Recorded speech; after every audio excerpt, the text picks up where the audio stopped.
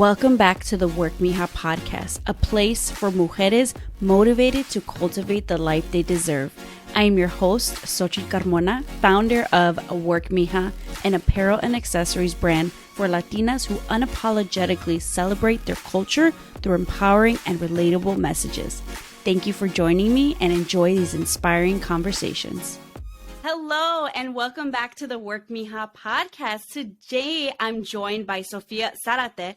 Sophia is a first-generation Mexican-American who was born and raised in a Texas border town called Laredo. She moved to New York City in 2016 while she was a sophomore in college. Since graduating, she has attained professional experience in accounting, finance, human resources, and social media. Many of you may come to know her from her infamously hilarious TikToks at Corporate Pero Latina, where she has shared her journey of leaving her secure but soul-sucking job in finance to put her mental health first. While creating relatable content for TikTok, Sophia was building a community for New York corporate Latinas and Latinos, and most recently, she founded the nonprofit organization known as Corporate Pero Latinos. I am so excited to have her here on the podcast today as I've been following, liking, and just enjoying watching this very relatable journey. So thank you so much for joining us. Welcome, Sophia. Hi, thank you for having me, and thank you for that fluffed up intro. We are muy fancy here. We gotta, it's hard for us to talk ourselves up. If only we can see ourselves the way other people see us, right? That's the hard part. Definitely, yeah. I agree. Oh my gosh. Okay, so I'm excited to have Sophia here. And for anyone new here, how we like to do on the Werk, MIja podcast, and for all my Latinas who were Walter Mercado fans, we like to get to know our guests astrologically. So just kind of learn a little bit more about their makeup. So Sophia was kind enough to share with us. Did you already know these, or do you have to look this up? So I knew for sure that I am a Gemini. I have friends who are very into astrology, and I'm sure they've told me before, my rising sign and everything, but I always forget. And so I didn't really remember until you asked me, and I went to that website that you sent me to. Nice. So yeah, I wasn't really aware of them. Oh my gosh. Okay, awesome. So yes, actually, I forgot what TikTok I learned that you were a Gemini. I was like, of course she's a Gemini. Of course she's a Gemini. A lot of people say that. It's weird because and by a lot of people, I mean other content creators that, we get along. And then I post something talking about how I'm a Gemini and they're like, oh, that makes so much sense now. And I'm like, what do you mean? Yeah. I mean, Gemini, no Gemini. I feel like that's the one astrological sign where there's a flock of Geminis. But Sophia is a Gemini sun. So that is, our sun sign is our birthday. And so most of us know this. So Geminis are known to be chatty, quick-witted, outgoing, inquisitive, and very adaptable people. Now, for your moon sign, which rules your body and your emotions, which is interesting, kind of relatable, but almost the opposite, Virgo moon. So our Virgo moons, these people love that attention to detail, the precision. They can be very humble and moderate, calm and reserved, a little bit opposite of the Gemini. But what I love about the Virgo placements, they're both ruled by the planet of communication, Mercury, but Virgo is just that more focused Gemini. So I feel like they just, it keeps you in check. And then we have the rising sign. So this is kind of what you can come across as. This is your motivation for life. So she is a Libra rising. These are very exceptionally pleasant people. They have that particularly little charming smile, a gentle approach with others. We love it, but I love getting to know a lot of creatives, entrepreneurs astrologically, because I feel like a lot of their decisions kind of start to make sense. You're like, I see where the Virgo moon did that. That's the Gemini in you. That's so interesting. Let me know. Right? Oh, I will. I love pinpointing it out. But let's get to know Sophia a little bit more about her journey. So Sophia, can you tell me a little bit more about who you are, where you're from, and what was that trajectory that kind of led you into a career of, is it accounting, finance? Is it the same thing? Is it different? Let me know. It's different. I do have experience in both, so I'll kind of explain a little bit once I get into it. But like you said, I am a Mexican American, grew up in Laredo, Texas, but I did spend quite some time when I was very little going back and forth between Jalisco and Texas. Jalisco is where my mom's side of the family resides until I was about 9. And then I basically just settled down with my dad in Texas. And that's where I continued growing up, right? Like my upbringing. I think the main thing that drove me to deciding to major in accounting, so I have a degree in accounting, was just what I saw growing up. You know, I think I am a child of divorce, so I grew up seeing two very extreme opposites in terms of the relationship that each one of my parents had with money. So on my mom's end, you know, I very much learned the whole treat yourself mentality, whether you have money or not. So my mom is the type of person that has always been in debt because she was never really taught how to manage her finances.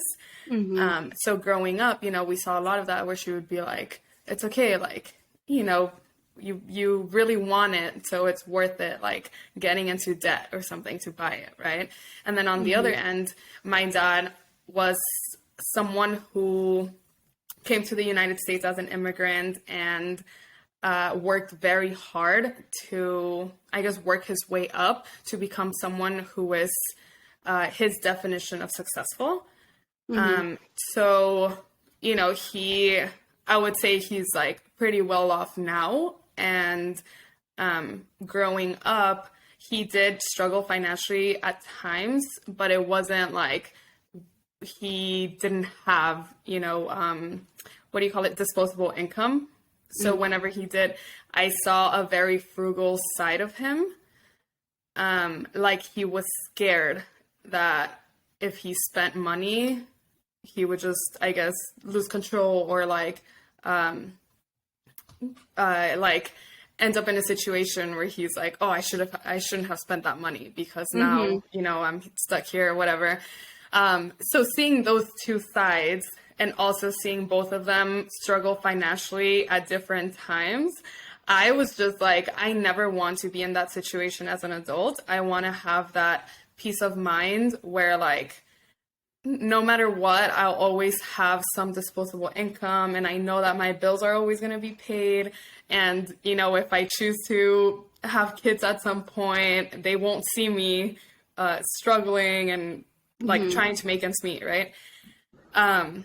So when I was trying to decide my major in college, my advisor basically told me, you never hear of a struggling accountant.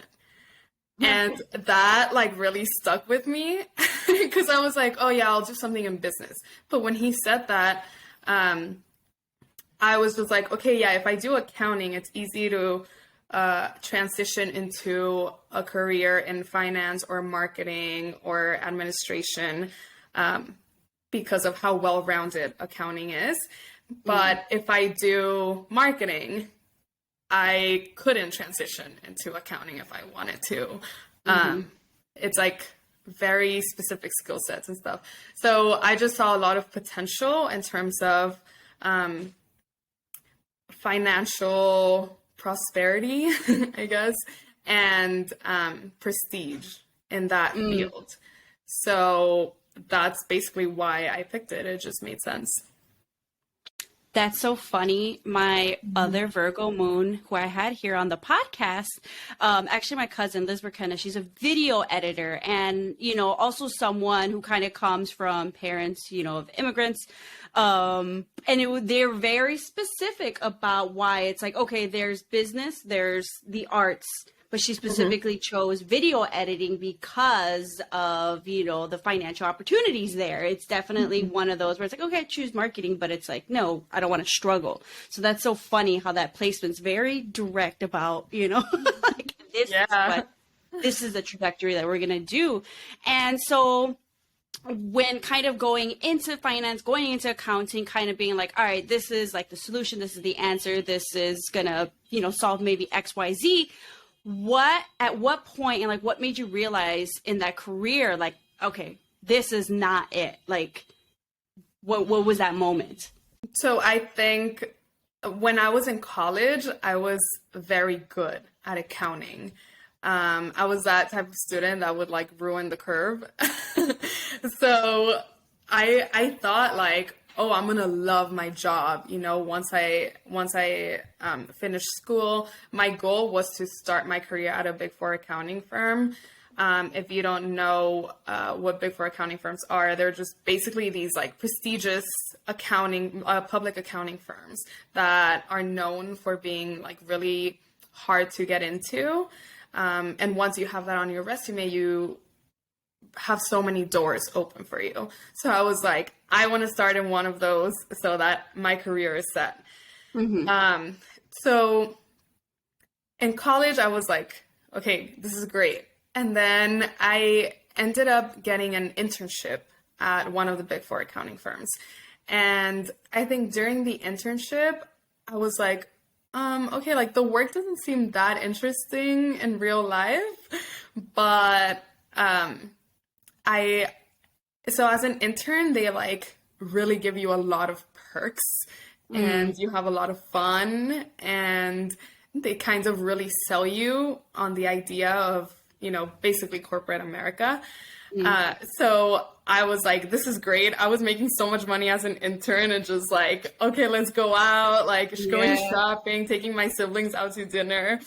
So I was like, yes, like this is it. But I think once I started my full-time job with them, I kid you not, I think the first week on the job, I was trying to convince myself and tell myself that I enjoyed it and like I found the work so interesting. And I think I always found the work to be really interesting to talk about. You know, like, oh, I work in this because it sounds so cool. I was in consulting for like mergers and acquisitions and stuff. But the day-to-day, I was like, just not excited about it. And I remember just like being on the job, like my first few weeks and being like, is this really it? Like, this was my dream.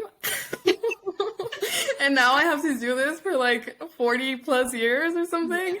Yeah, it just really hit me where I was like, oh no, like I might make a lot of money eventually, but looking at, you know, the directors or the partners, they just had no life. Like work was their life. And many of them like didn't have a family because they were just married to their job, or if they did, they were like never around. And I was like, oh shit, what did I get myself into? Yeah, but I think I was sticking it out because so I've talked about this on my own podcast where I believe in the sunk cost fallacy, right? And that's the idea that like a theory or an idea, I don't know, that, you know, you think about all the time and resources that you've spent on getting to a certain point or getting something, or, you know, that you feel like if you quit, then all those resources were wasted resources. So kind of like you're too far in, and this happens in relationships and everything, right? It's like, oh, I've spent so much time with this person. I've spent so much time getting this degree. And now to me, it was always like, now I'm in so much debt. I better stay in this job and make a lot of money. So for a long time, that was like my thought process. And I was like, ni modo, like now I got to make this work, you know? Because like, what else am I supposed to do?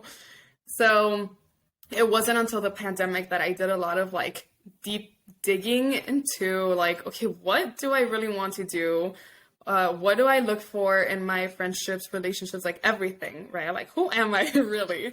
And I just realized like I wasn't happy doing that, and I couldn't see myself there in the future at this firm, at least. So I was like, yeah, I don't think this is it. And I started interviewing, but at that point, I was just trying to transition from a more accounting focused job to a more finance focused job. So when I transitioned into a finance job, that transition was planned.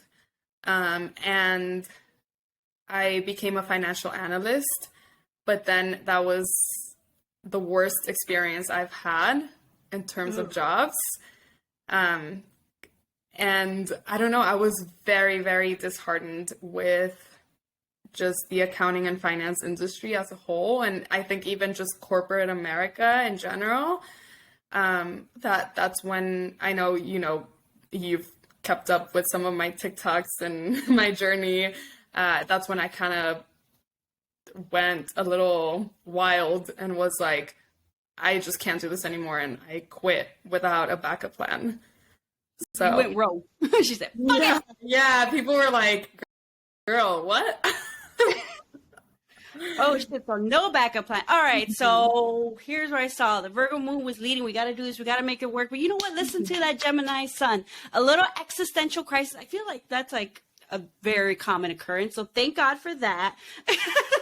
Yeah. And like, you know what? This doesn't make you happy. And I feel like it is more draining to do something, to like almost, it's like to be something, pretend to be something that you're not. You know, and especially when it doesn't suit your personality, like that is soul sucking. That takes so much away from you, the burnout and everything. So when you decided, you know what, this is not it, and I'm just gonna figure this out, I'm gonna go rogue, and what was even talking yourself into that, being like, F it, we're done, we're gonna figure it out? It's a hard question, and it's not, because I know the moment that I decided it, but it was a bunch of little things that added up to me being like, okay, I think I have to do this. I had my finance job and I had been working really long hours, and I just felt like I was blind, expected to learn and take on like a whole department and stuff without really having the guidance. And I was like, I would panic every month. In finance, you do month end close.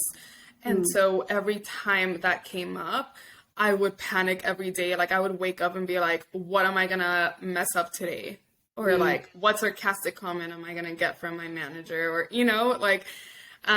so the last one that I did, I cried when I tried to be open with my manager and basically voice that like, okay, I understand I'm still making mistakes here and there, blah, blah, blah. But, I do see progress every month, and, hopefully next month is even better. And, I was very like positive. And she basically said, well, if I can manage this, and this department, I expect you to be able to do this one department. So long story short, I cried and I spoke to, my siblings, my closest friends, and they were all kinds of concerned. Like it was very clear to them that I was very unhappy in that role. And I always go to my siblings for like the last say, I guess, because they know me better than anyone. And I remember my brother being like, who cares? Like, you just have to quit and you'll figure it out. He's like, maybe you have to quit to like force you, to have that push to figure out like, okay, what to do. But I think the last thing that really gave me the courage to do it, and I don't think he knows this, but I spoke to my dad And this is when I had already started content creation, and I was getting like a few like brand partnerships here and there. And I had told my dad, like, I would like to do this full time if I was able to. And I was like, I'm going to try, blah, blah, blah. And he was like really supportive. And then when I cried also to him over this job and was like so miserable, he was like, well, maybe you just have to quit. And he was also like, you'll figure it out. And for my dad to say that, it meant a lot, because he's the stereotypical Latino dad that's like, oh, he was always like, you got to be in finance. You got to be in finance. That's where the money's at. So for him to show that kind of support, I was like, okay. And I know he was like really scared and worried for me, especially, thinking that I might regret it after and then like not be able to get back into it or something. But yeah, so I just did it. And I remember like I posted about it on TikTok. It was like some trend, but I was just like, oh, like I just quit my job without a backup plan. And I was freaking out, but I started getting so many comments. And you know how on TikTok, it's like, it can go one or the other way, where like you get really mean comments or really positive ones. Yeah. And most of them were just like, oh, you're so brave. Like, I wish I had the guts to do this. Or like girl, like, you're going to be fine. Like, don't worry. Like very, I received a lot of support from basically like strangers. But I remember this one comment that I got from like an older man that was like, I wish I would have taken a risk like this in my 20s. But now I have a family that depends on me and it's too late. So he was like, good luck, whatever. And like to this day, I remember that comment, because I was like, yeah, like no matter how scary it is or whatever, like this is the decade, I guess, where I should be taking these risks. Yeah, now is the time, and what's the worst that can happen? You have to go back to work. You have to find another job. You have to find a part-time job. And that's why, like, I wonder, because I feel like that is probably one of the biggest things. Like, had your dad not said it's okay, like, do you think that would, I feel like that was kind of a defining thing, because I feel like a lot of the times, especially, with your parents, it makes a difference. And also maybe it would have made a difference if like your mom said it versus your impulsive mother versus, like right. your kind of like father, and also therapy and parent stuff, that's a thing. But, I feel like that support, because he probably is freaking out, but what your parents say does make a difference. And whether it's like, okay, say it, support me, and then go freak out on your own. I don't need to see that. Right, exactly. Yeah, I think that's something that a lot of parents don't understand. So I think that was a huge contributing factor. And then also you mentioned, like, in some of your TikToks, conversations like with your therapist, which, I can only imagine having a therapist during this time of your life can be helpful, especially as not only a Latina, but a first gen Latina, just kind of getting to that, but many of the things you're going through and a lot of things maybe your parents aren't able to identify with as much, So a big part of leaving your job in finance was for your mental health, which, yes, because that just sounds not supportive, very toxic. Like, a lot of people think like that's just how it is. I just have to take it. I just have to deal with it. And maybe the more you're in it, you kind of get programmed. It's like, do I want to be that manager, that person? But what do you feel like maybe your therapist has helped you like overcome or understand about yourself throughout this journey? Like, was there something specific that was like, oh, that's like an aha moment where it's like, oh, damn, like that. Had I not maybe had some of these conversations, would that have helped me even more? Yeah, there were a few things so it's funny because I only had a therapist during my time at that finance job because it was part of the benefits. So it was, so they would pay the therapist and we got like 25 sessions or something like that. So I had several sessions with this therapist, and one of the things that she would ask me to do sometimes is like, okay, at some point throughout the day, like schedule some time to just feel your feelings. And I think that was like a big part of me learning to reason with my feelings rather than my head. Because I've always been the type to be like, go, go, go. And at that time, I was so busy with work and with like things that I was trying to do on the side, right? With like content creation. And I had started the corporate pero Latinos and stuff. So I never gave myself time to think. And that was a time when I was going through a lot of loss in so many different areas, like family-wise, friendship-wise, romantically, all at once. And so she helped me like navigate that. But when I would have conversations with her, that's when I realized how disconnected I felt from my culture and how being in the industry that I was or in that specific environment was in a way I thought forcing me to assimilate a lot and lose touch with who I really was. So I had like basically two different identities. And it was, it's just like that whole processing that adds on to like, do I like doing what I'm doing? Plus like, oh, I'm also losing a part of myself. And towards the end, I think she was also a factor in me being like, okay, yeah, I gotta go.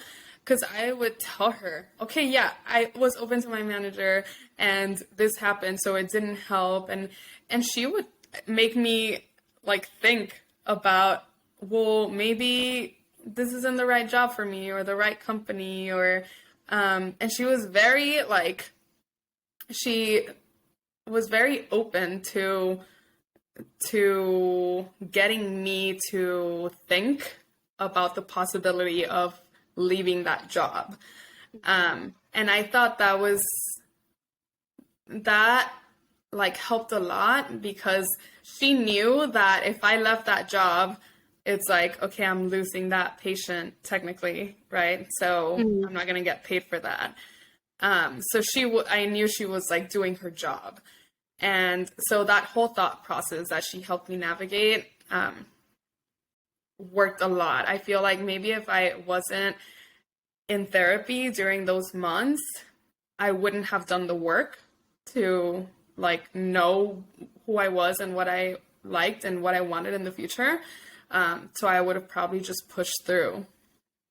Mm-hmm. Oh yeah. Oh, I love the therapist who, tells you to quit your, just do it, just quit it. Who encourages. Yeah, she was very supportive when I told her, she was happy for me. Yeah. I was like, oh my gosh. That feels like very same experience. Also feel your feelings, Geminis, is like, am I just a busy Gemini with a lot of hobbies, or do I just do all the things to try and avoid my feelings? Exactly. Yeah. And I think it's a little bit of both, right? Depending on like the phases of your life. Mm-hmm. Oh my gosh, I have to send you our Being a Little Dramatica is Good for the Soul cafecito mug because yes, it's called expressing yourself, taking the time, letting it out instead of holding it in. But yeah, also doing the work to realize who you are because it can easily just kind of be brainwashed to think it's like, no, it's you. It's not the job. It's you. It's not the environment. It's you. You imagine had you not kind of had that, we probably would not be having this conversation. Probably. Or just a lot of inspo for like your TikToks in general, the corporates, Latina, the corporates, corporate Latina baddie.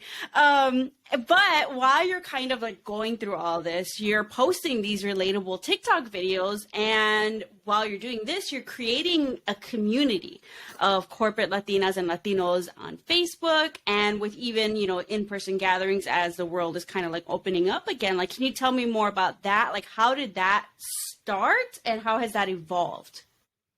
Yeah, I think this was, in a way, me trying to save my idea of what my finance career would be like by finding community outside of the workplace.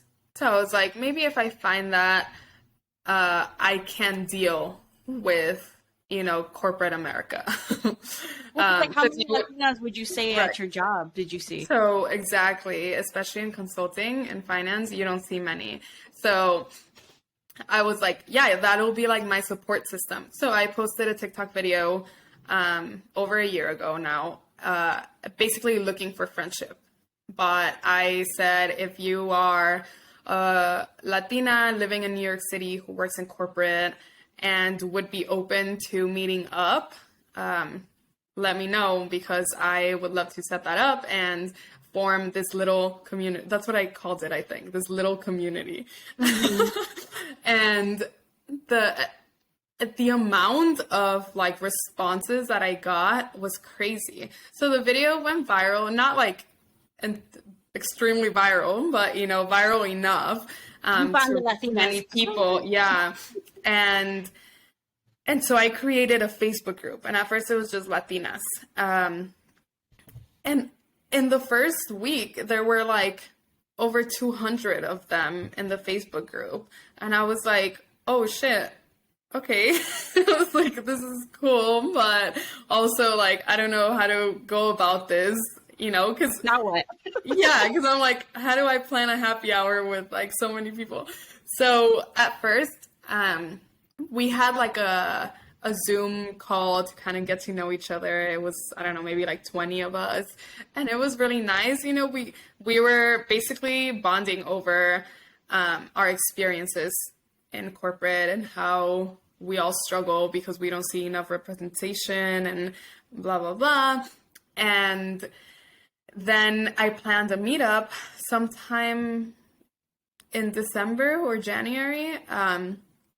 And it was about 10 girls that showed up. It was a happy hour, and then we did karaoke, and it was like a very chill, like it felt natural, like a natural hangout. And of course I posted about it, and then that video went viral, and more people were like, oh my God, like I want to join.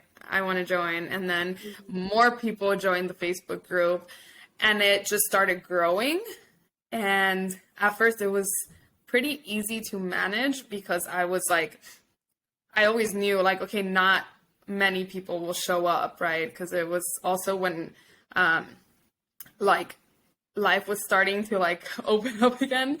So not many people were willing to go out yet and stuff. So it was always around like 15 people that would show up. I hosted a few meetups.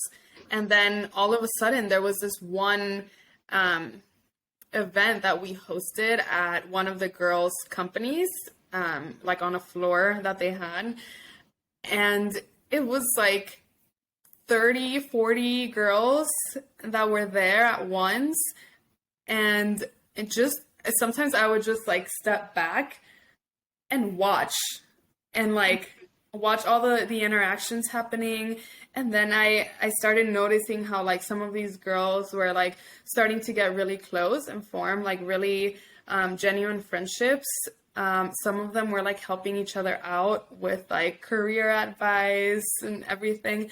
So I was like, oh shit, okay, this is more than just like, a few girls hanging out for support.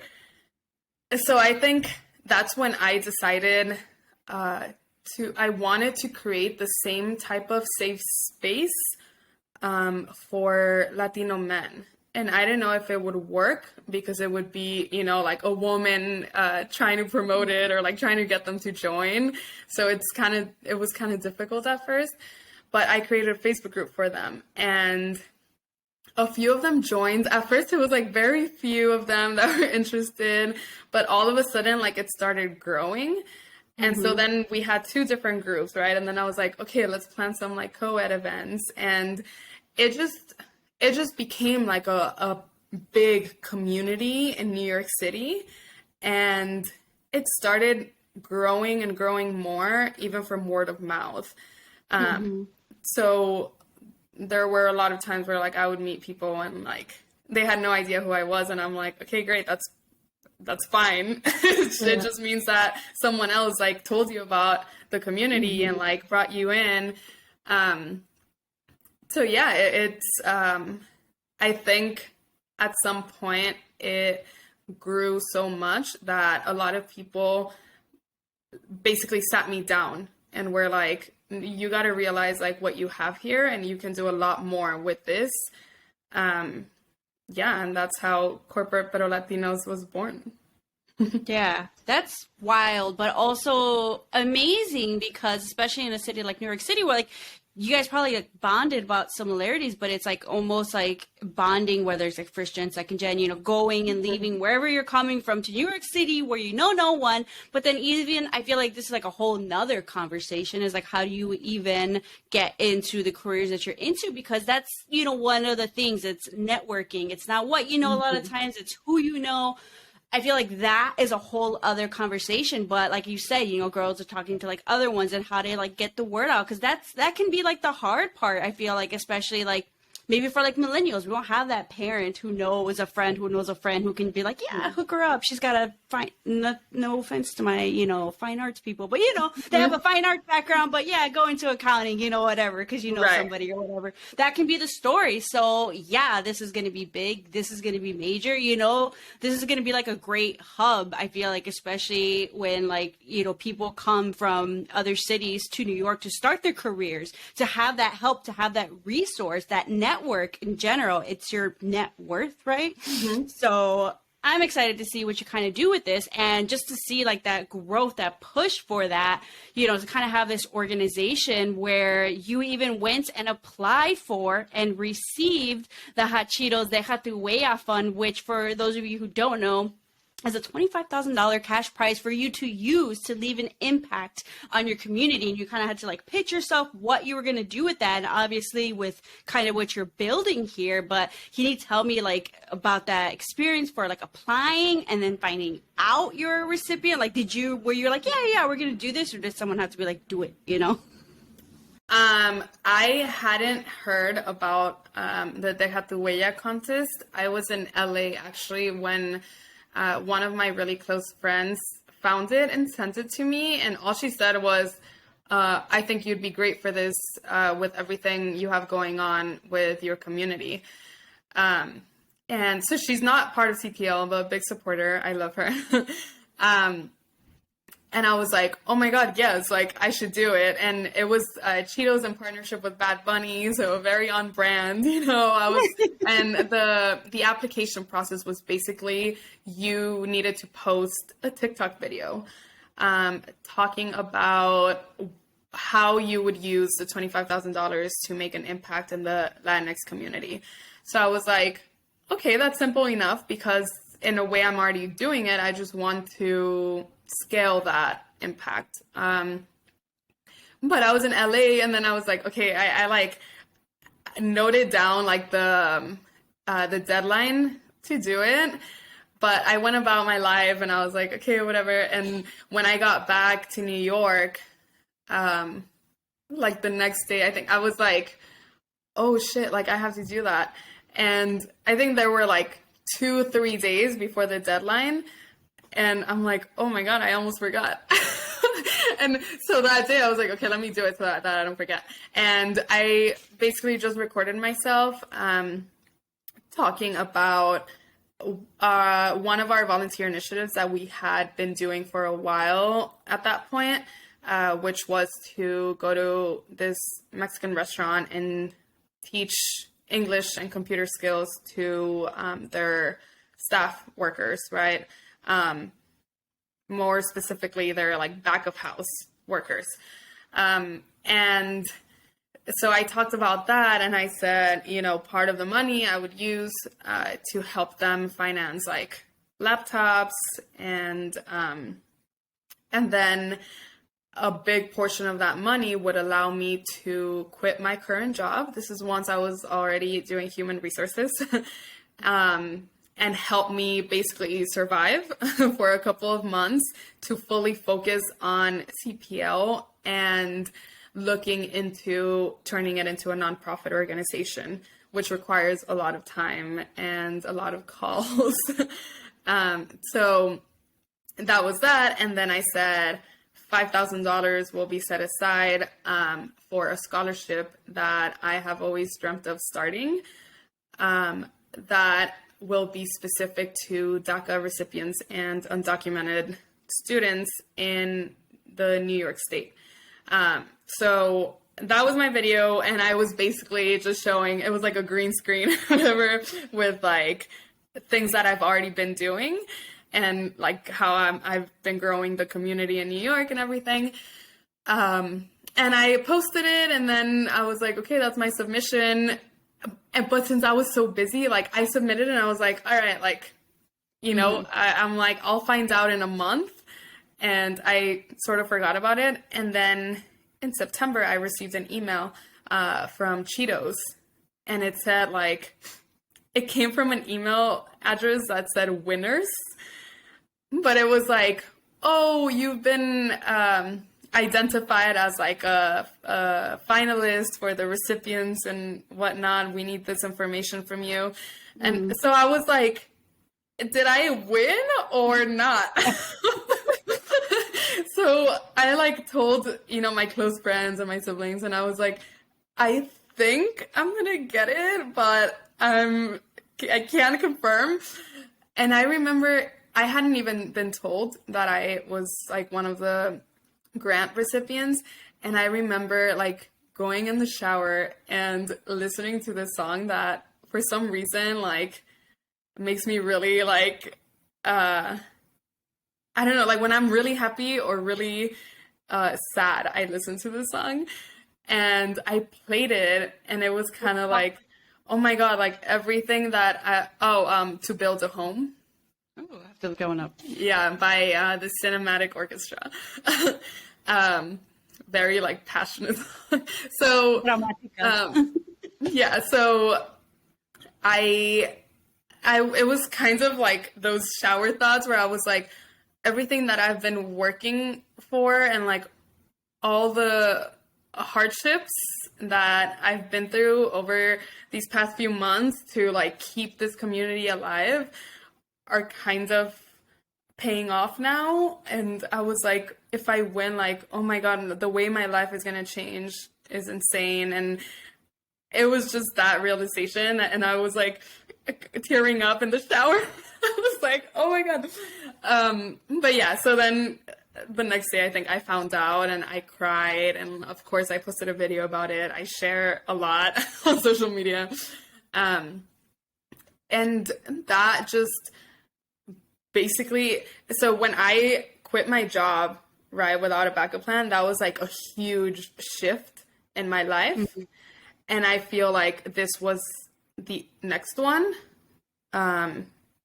where I was like, I don't really have a plan this time either, but I was like, I have to do this. Like, there's no question about it. So it's worked out so far. Yeah, I waited until, you know, I was going to receive the money and everything, but then I gave my notice at my job and I was like, okay, we're going to make it happen. And so far it's working out. You know, it's been a true labor of love, I would say. A lot of hard times or stressful times, but it's been totally worth it.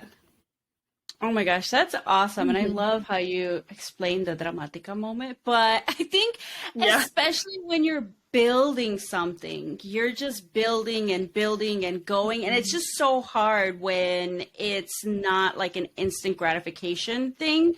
Yeah. So you have to like wait. And you almost think like, it's just not going to happen. Like, I don't know, like I'm not seeing those results. So, I mean, your emotions, especially when it's something like this, it makes sense, you know? It's like almost like you just like, you stop to feel the feelings and realize like how much you've actually done.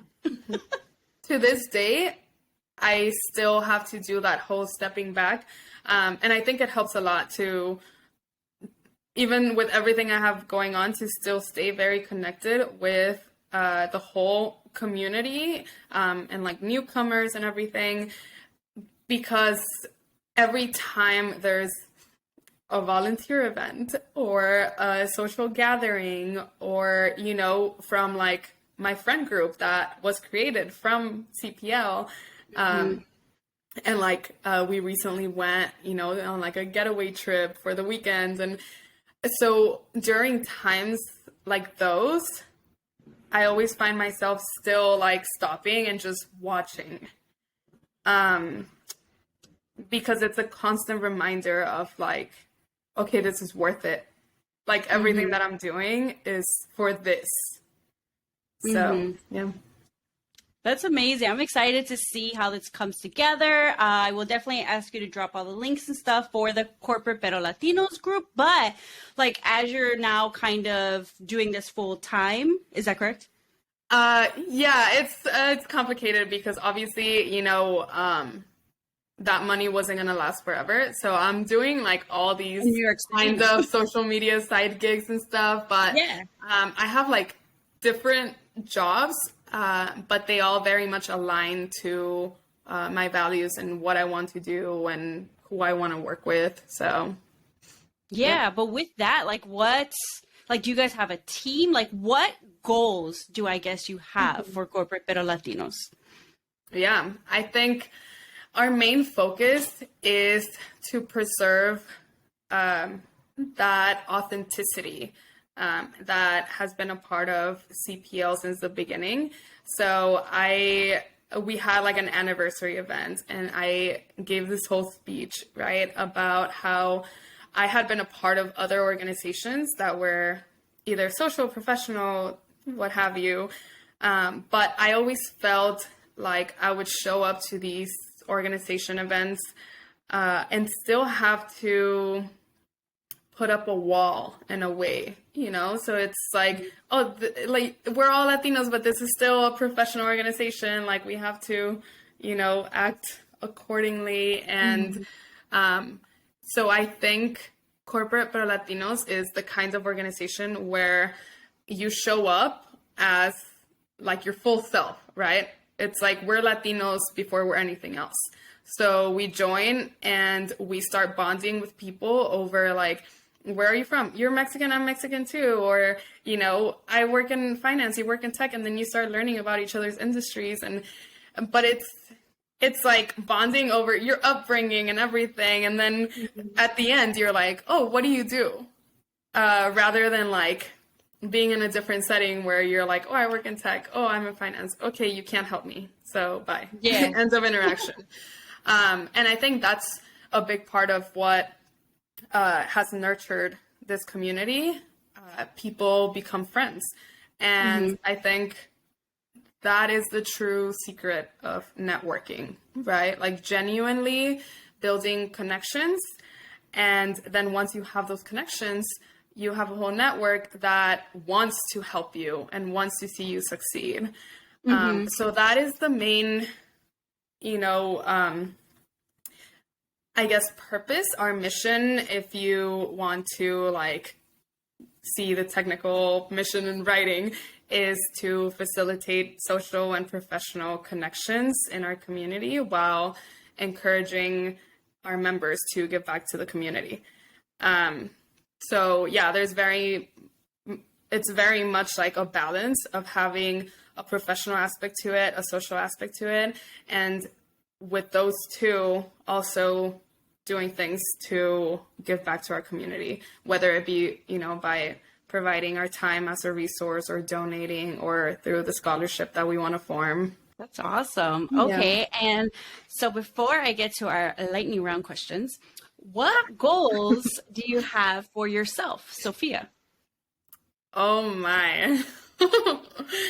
That is a hard question. I think it's taken a long time for me to truly grow into my authentic self, right?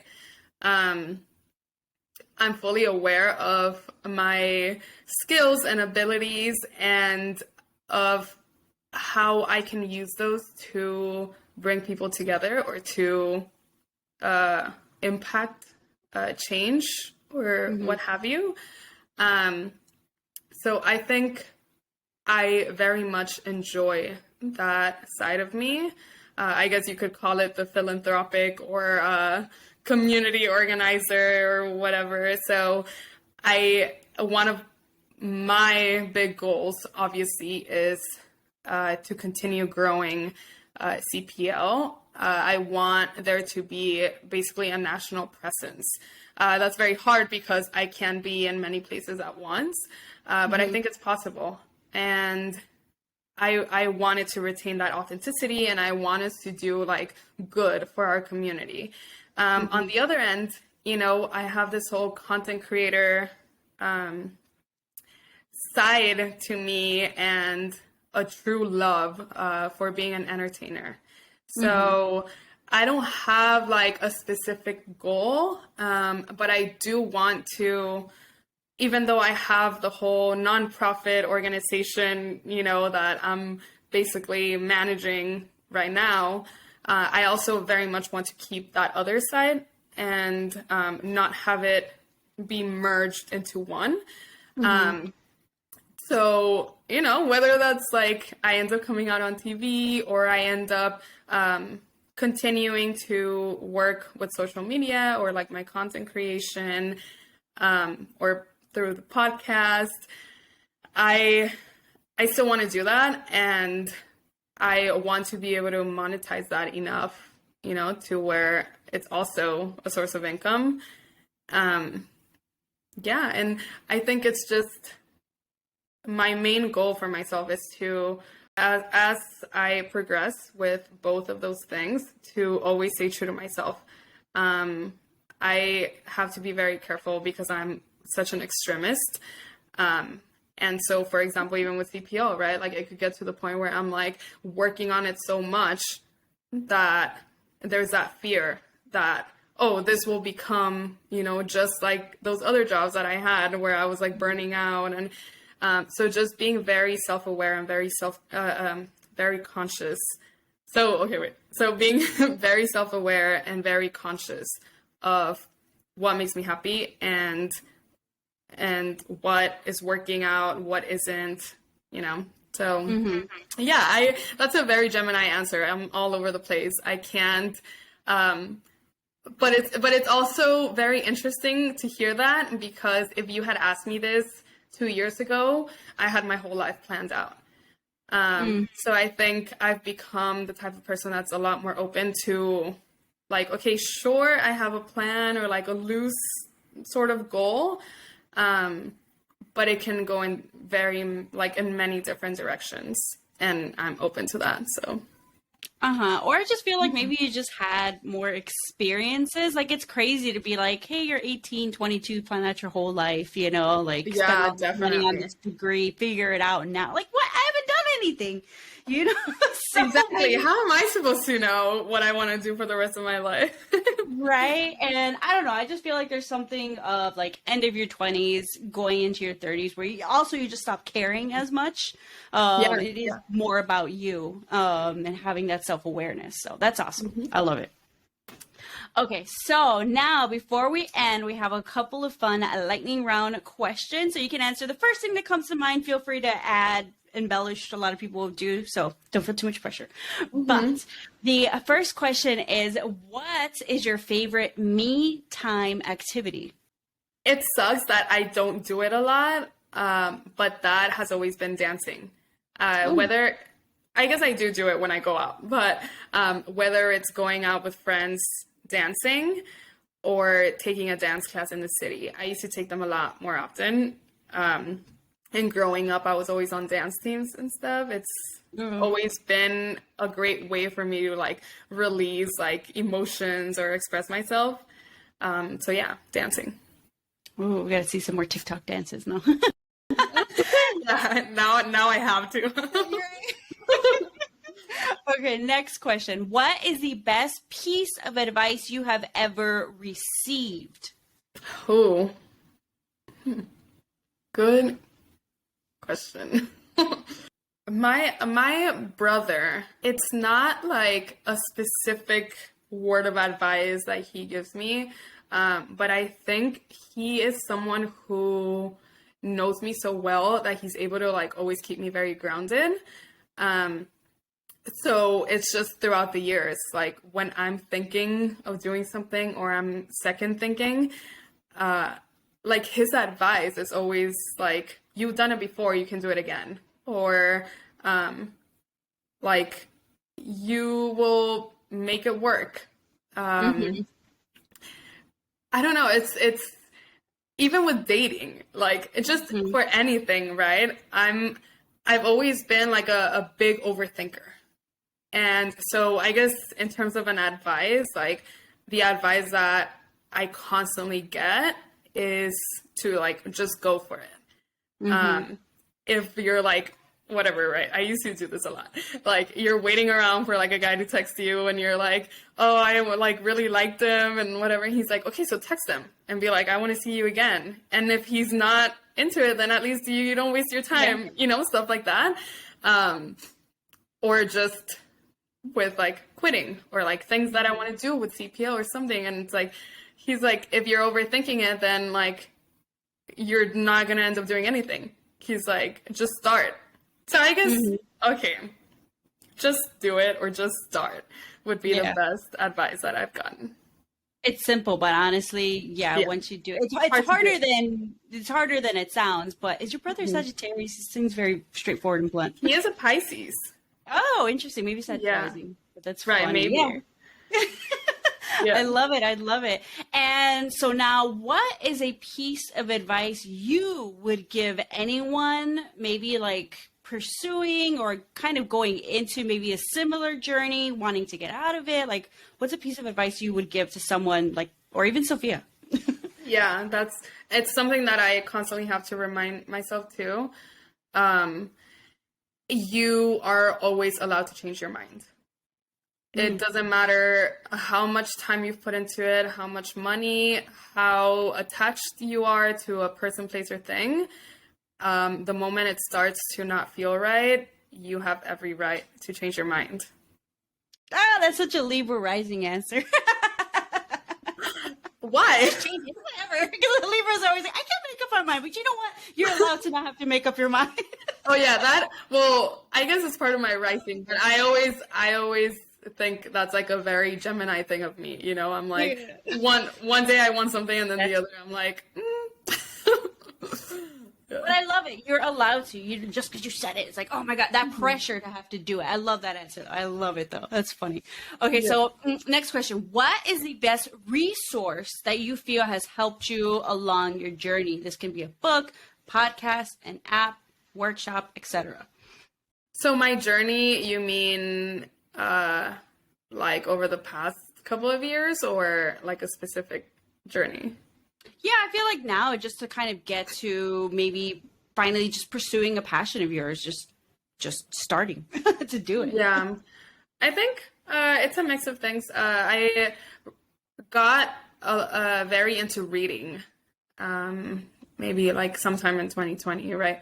And I read a lot of books that really were like thought provoking and made me question so many things that I thought were like so rigid, you know. So that has been one thing. I think reading really opens your eyes to a lot of things. And also just in any sort of venture that I take on, community. So this isn't just CPL, right?